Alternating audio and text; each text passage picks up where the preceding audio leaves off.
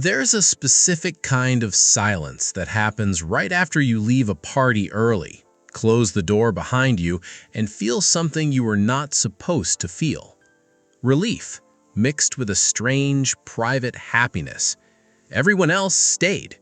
Everyone else laughed a little too loud at the same jokes, nodded along to the same opinions, moved through the room like they had all read the same script.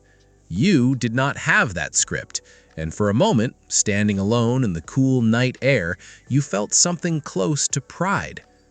I have talked to a lot of people about this exact moment, and almost every one of them describes it with the same strange mix of guilt and satisfaction.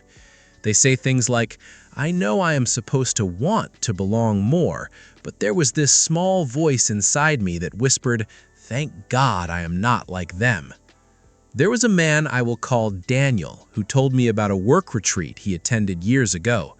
Everyone was doing a trust exercise, falling backward into each other's arms, laughing, bonding over something that felt to him faintly ridiculous. Daniel stood at the edge of the circle, watching, and felt his chest tighten, not from anxiety but from something closer to distance. He went through the motions, he caught his colleague when it was his turn, he smiled in the group photo, but afterward, driving home alone, he felt lighter than anyone else in that room probably did, and he could not fully explain why. Here is what I have noticed. Somewhere between wanting to be accepted and actually being accepted, a lot of people quietly discover they prefer the wanting. They prefer standing slightly outside the group, watching it from a small distance, telling themselves they wish they were closer, while some other part of them is relieved they are not. Why does this keep happening? Why do so many people who insist they want to belong keep finding reasons to step just outside the circle again and again, almost as if some part of them is doing it on purpose? Being different is usually talked about as a burden, something people apologize for, something they try to fix or explain away. But what if the very thing you think is holding you back is also the thing you have quietly built your entire identity around? What if the outsider position is not just something that happened to you, but something you have slowly learned to need? Think about what being different actually gives a person. It gives you a story. It gives you a reason your pain has never quite been understood by anyone else, a reason your ideas were always a little ahead of their time, a reason the room never really got you and probably never could. There is real comfort in that story because it protects you from a much harder question underneath it. What if you tried to fully belong and people still didn't choose you? Standing apart lets you avoid ever finding out. If you never fully join the group can never fully reject you either. Your specialness becomes a shield, and from the outside, that shield looks a lot like confidence. It looks like someone who simply doesn't need what everyone else seems to need so badly. But underneath it, there is often a much older fear wearing a very convincing costume. You can see the same paradox in almost any field that rewards originality. The person who refuses to think like everyone else is often the one a company promotes, the one a room quietly defers to, the one whose difference gets rebranded as vision. That reward is real, and it's not imaginary praise, but it also teaches a person over and over that separateness pays, that the applause arrives specifically because you did not need it the way others seemed to. Nobody claps quite as loudly for the version of you that simply fit in. That is the paradox sitting at the center of all this. The thing that feels like strength, the ability to walk away, to not need anyone, to see through the group in a way other people apparently cannot, is also quietly costing you the very connection you keep telling yourself you want. Maybe the problem was never that you were different. Maybe the problem is that staying different has started to feel safer than being fully known. If this was never really a decision, if no one simply wakes up one day and chooses to become the person who watches from the edge of every room, then when did it actually start? Where does a pattern like this even come from? Some of it lives in temperament, in the raw wiring you were born with, long before anyone shaped you into anything. Certain nervous systems process the world with more intensity than others, picking up on tone, on subtext, on the small emotional shifts in a room that most people never even register. If you grew up feeling things a little louder than everyone around you, groups probably felt overwhelming before you had any words for why. Standing apart was not rebellion in that case. It was regulation. It was your body finding the only volume it could actually survive. For other people, it was not biology at all. It was circumstance. Maybe you were the new kid too many times, the family that moved before anyone could really learn your name, the household that looked nothing like the neighbors and had to be quietly hidden rather than explained at the dinner table. Maybe you were smart, or strange, or simply early in a way that made adults treat you like a small curiosity rather than a child who needed to be understood on his own terms. In rooms like that, difference is not chosen, it is assigned. And a child who is assigned an identity long enough eventually starts wearing it on purpose, because a costume you chose for yourself hurts a little less than one that was forced onto you by circumstances you never controlled. Your brain did not build this pattern to punish you, it built it to protect you. Somewhere back then, being separate meant being safe, and your mind quietly wrote that lesson into the way you move through nearly every room you have entered since, without ever asking your permission first. Think of it less like a flaw and more like an old survival manual, one your younger self wrote in a hurry, using whatever evidence was available at the time. If standing out once kept you safer than blending in, that manual told you again and again to keep standing out, to keep a careful distance, to keep collecting proof that separateness works. Nobody handed you a newer edition once the danger had actually passed, so you kept following the same instructions long after the world around you had quietly changed. If that is true, if this pattern was written that early and that quietly, where else has it been running underneath you without you fully noticing it? It shows up first in the small choices you barely register as choices at all. You get invited somewhere, and before you have even decided whether you want to go, part of you is already quietly calculating the exit. Daniel told me he never replies to invitations right away. He says he waits just in case something better comes up.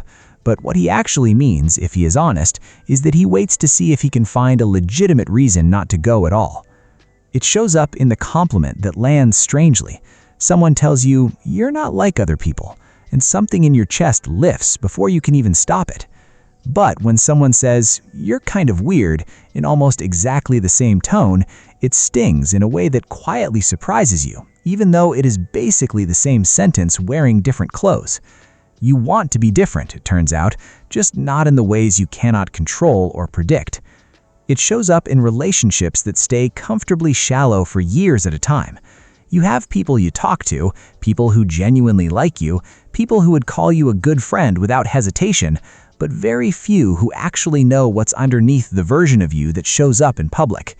Getting closer would mean letting someone see the parts of you that aren't curated, not interesting, not quotable, just ordinary and uncertain like everyone else's, and some quiet part of you has already decided that risk is not worth taking.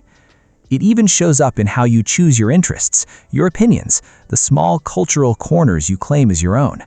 You gravitate toward the obscure band before it gets popular, the niche hobby nobody else quite understands, the opinion that runs slightly against whatever the room currently believes. Sometimes this is genuine curiosity, nothing more complicated than that. But sometimes, if you're honest with yourself, it's a quiet reflex to stay just far enough outside the mainstream that you never have to compete for belonging on the same terms as everyone else. And there is one more version of it, quieter than the rest. You become the friend people describe as low maintenance, easygoing, someone who never really needs anything from anyone. It sounds like a compliment, and you have probably repeated it about yourself, almost proudly. But somewhere underneath that description is a person who learned, a long time ago, that needing things out loud was risky, and that being easy to be around was safer than being fully seen. It shows up, too, in how you tell your own story to yourself, late at night, when nobody else is listening. You replay the moments people misunderstood you, the group that never quite included you, the family that never fully saw you, and each retelling quietly reinforces the same conclusion. People like you are simply not built for closeness. It feels like memory, but it is also maintenance, a small nightly ritual that keeps the old identity polished and intact. Each of these moments looks small on its own, a missed invitation here, a flinch at a compliment there, a friendship that never quite deepens over there. But none of them are isolated events. They're all being quietly run by the same program underneath, one you probably never consciously installed. Here is where it stops being a handful of habits and starts becoming something closer to a loop. Every time you step back instead of stepping in, you get a small, immediate reward. Safety, control, the comfort of never being fully exposed to anyone's judgment. Your brain notices that reward and quietly files it away as proof that distance works, that distance is what keeps you intact. So the next time a room asks something of you, stepping back feels even more natural than it did the time before. Over the years, that loop tightens further. The people who might have actually understood you never get close enough to try, because you never let them close enough to succeed in the first place. Their absence then becomes evidence in your own mind that no one really understands people like you, which only strengthens the very identity that made you step back to begin with. Your world quietly narrows, not because people rejected you outright, but because you kept opting out before they ever had the chance to show you what they might have done differently. The long-term cost of this rarely looks dramatic from the outside. It is quieter than that and slower. It looks like turning 40 or 50 and realizing you have built a life full of admiration but strangely little intimacy. People respect your independence, your originality, your refusal to simply follow the crowd like everyone else, and almost none of them actually know you. Not really, not underneath the version you have spent years perfecting. Daniel noticed this loop in his own life the year he realized he had turned down 3 separate invitations to the same friend's birthday dinner, each time with a reason that sounded reasonable on its own. It was only looking at all 3 together that he saw the pattern underneath them, quiet and consistent, doing exactly what it had always done. He was not busy, he was protected, and the friend, understandably, eventually stopped asking. But here is the part that actually matters. If this loop was built by your brain trying to protect an earlier version of you from an old kind of pain, it can also be gently rebuilt, because it was never really about who you fundamentally are. It was always about what once kept you safe. Maybe what needs to change is not you, the different one, the outsider, the person who never quite fits anywhere completely. Maybe what needs to change is simply how your brain has been trying, for years, to protect a version of you that doesn't need quite so much protection anymore. So what does that actually look like in practice, without turning into another list of things you're supposed to try this week? It starts with noticing the reflex instead of automatically obeying it. The next time you feel that familiar pull to step back from a group, a plan, a person getting a little too close for comfort, you don't have to fight it directly. You just have to notice it, the way you would notice an old familiar song playing quietly in another room. Oh, there it is again. From that small act of noticing, something begins to shift on its own. You stop treating distance as your identity and start treating it as a habit, one you are allowed to bend a little without losing yourself in the process. Maybe you stay 10 extra minutes at the thing you usually leave early. Maybe you let someone ask a second, deeper question instead of deflecting it with humor the way you always have before. None of this requires becoming a completely different person. You do not have to become someone who suddenly loves crowds or needs constant company to feel like you belong somewhere. A new kind of boundary starts to form here too, quieter and more honest than the old one ever was. Instead of pushing people away preemptively to avoid the risk of rejection, you start choosing, on purpose, who gets to come a little closer. That is not the same thing as forcing yourself to blend in with everyone else. It is choosing connection deliberately, instead of letting old distance choose it for you by default. There is a version of this shift that Daniel described almost by accident months later. He said he had started answering invitations the same day they arrived, before the old calculating part of his mind had time to build its usual case for staying home. It was such a small change that he almost did not mention it, but he said the strange part was how ordinary those evenings turned out to be. Nobody demanded that he perform being different. Nobody needed him to be anything other than present. And slowly, underneath all of it, a new belief starts to take root. Being different and being close to people were never actually opposites, even though it felt that way for a very long time. You built a story years ago that said you had to choose one or the other, but that story was written by a much younger version of you, one who simply did not know yet that there was another option available. Think back to that moment outside the party, standing in the cool night air, feeling that small private relief settle into your chest. What if that same person standing in that same doorway was never actually escaping the room at all, but escaping an old fear the room happened to remind him of? What if the relief was never really about being different from everyone still inside, but about finally allowing himself to leave without needing anyone's permission, and could have just as easily chosen to walk back in instead? The story does not have to end at the doorway. Difference was never truly the wall between you and everyone else. It was the thing you carefully built to protect yourself while you slowly figured out how to trust people again. And once you understand that, the wall does not need to disappear completely overnight. It just quietly stops being load-bearing. Maybe you are standing outside a room right now, in some version of that same doorway, telling yourself you are simply different, simply built this way, simply someone who does not need what other people seem to need. I would ask you gently, when was the last time you actually tested that story, instead of just quietly believing it because it was easier than questioning it? If any part of this felt familiar, I would genuinely like to hear about it. Tell me about your version of that doorway, the exact moment you realized standing apart had quietly become easier than stepping fully into the room. There is a decent chance someone else watching this right now is nodding along, recognizing themselves in that exact same sentence, and that alone feels worth saying out loud.